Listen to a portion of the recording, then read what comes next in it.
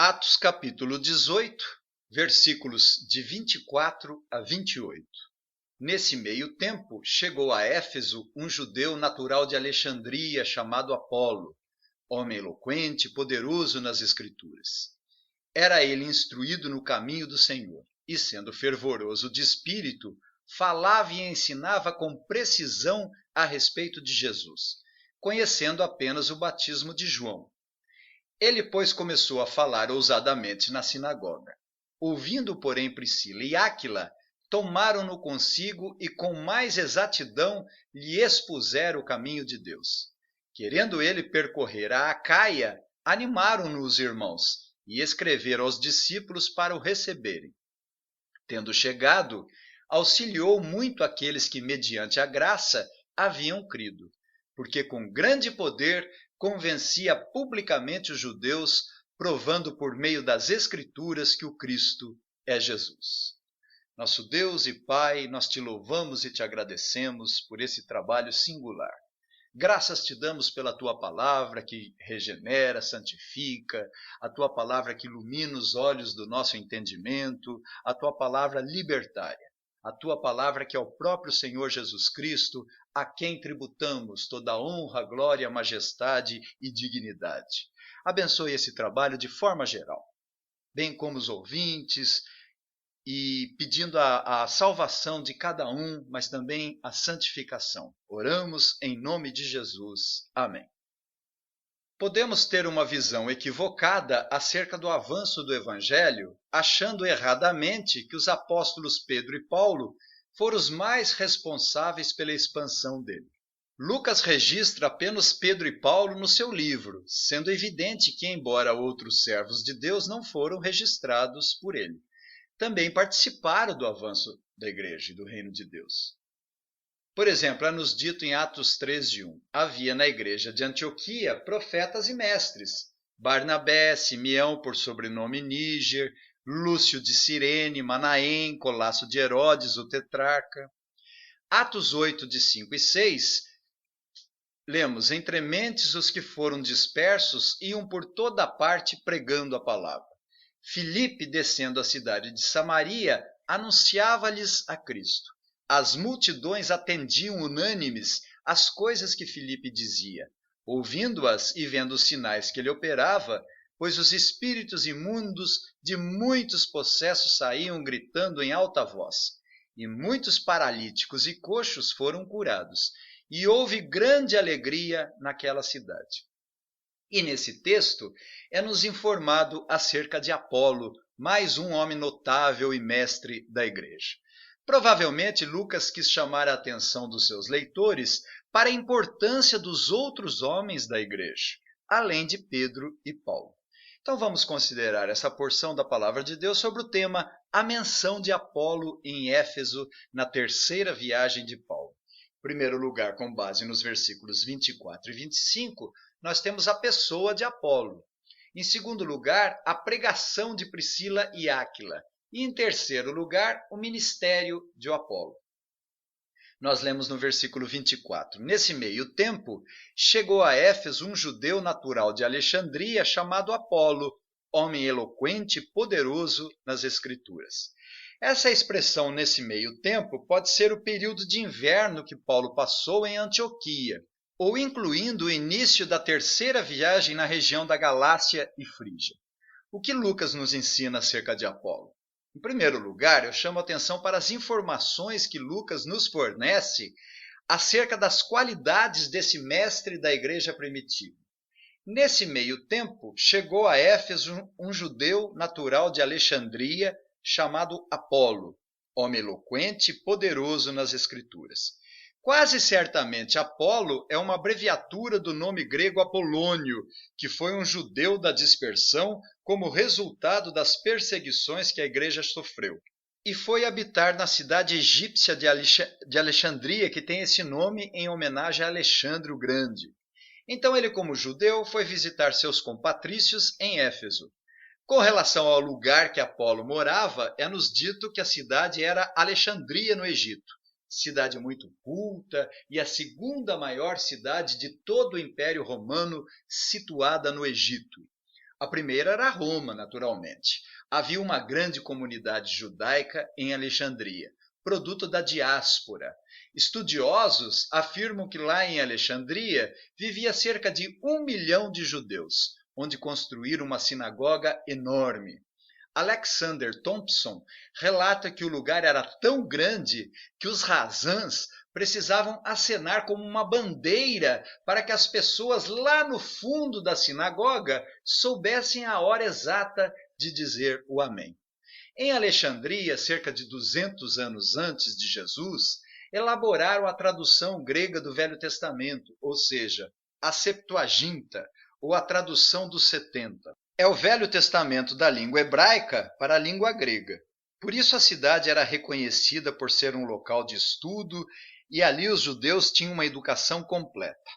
Lucas registra que Apolo era eloquente e poderoso nas Escrituras. Ele foi contemporâneo do judeu Filo, filósofo grego. Conhecido por praticar uma interpretação alegórica, Filo era muito culto e conhecido, e provavelmente Apolo tinha influência desse filósofo importante.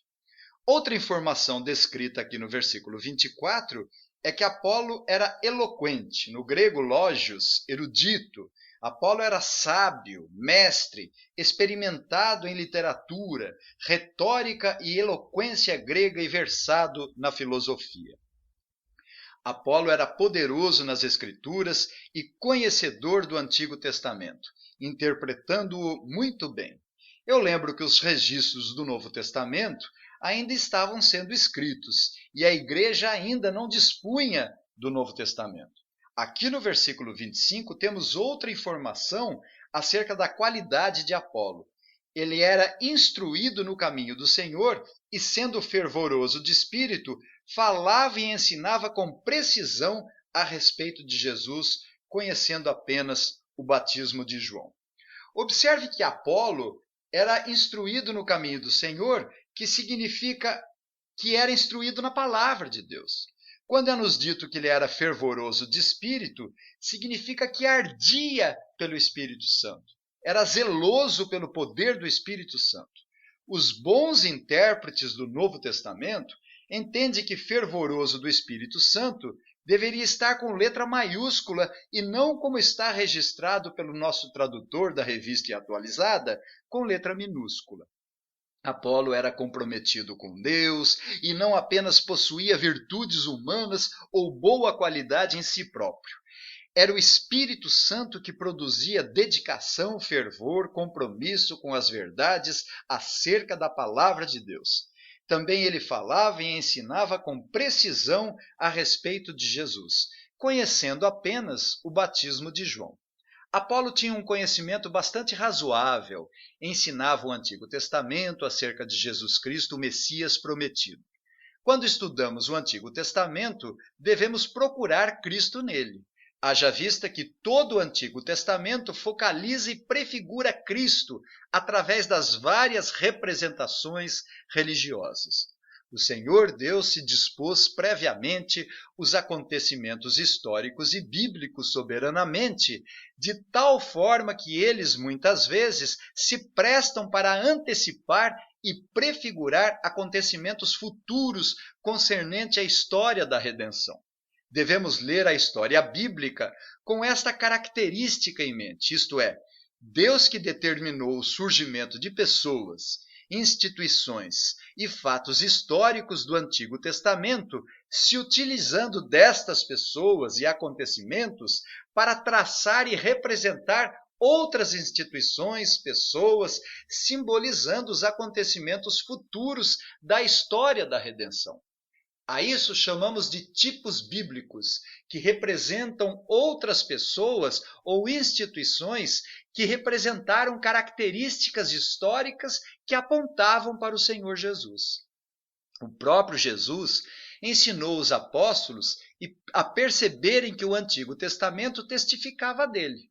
Em Lucas 24, 27, e começando por Moisés, discorrendo por todos os profetas, expunha-lhes o que a seu respeito constava em todas as Escrituras.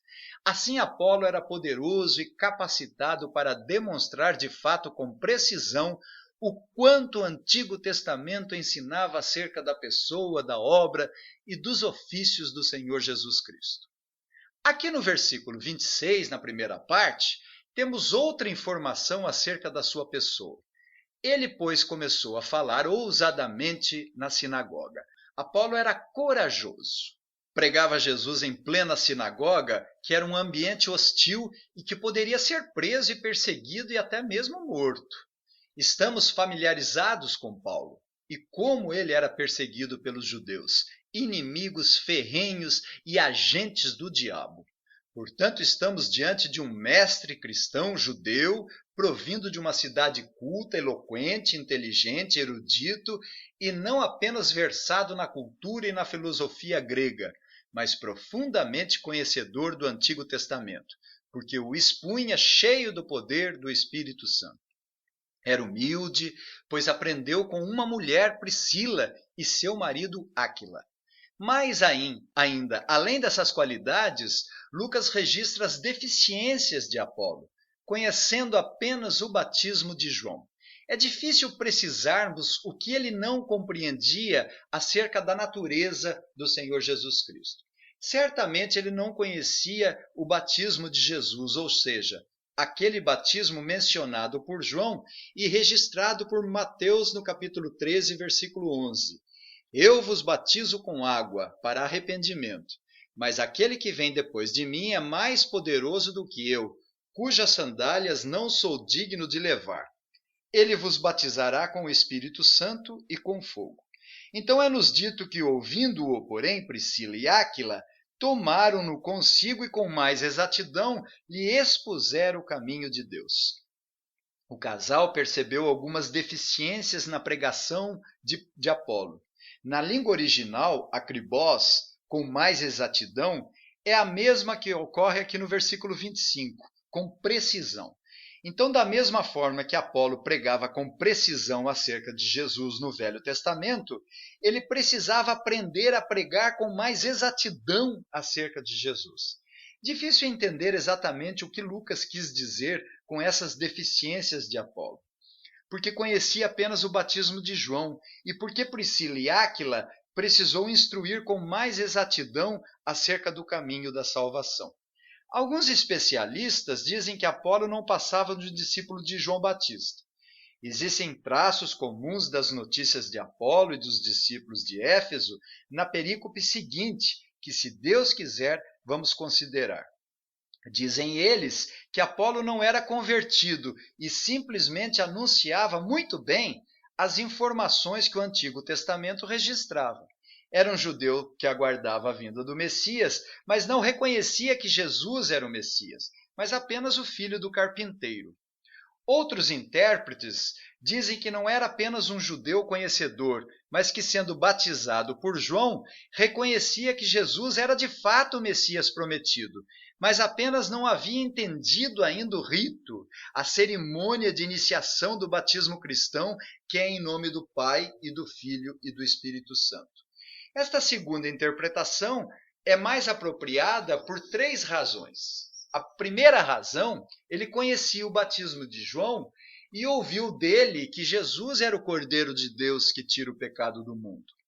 A segunda razão, Apolo pregava e ensinava com precisão, não a respeito de Cristo Messias prometido, mas a respeito da vida e da pessoa de Jesus, o filho do carpinteiro.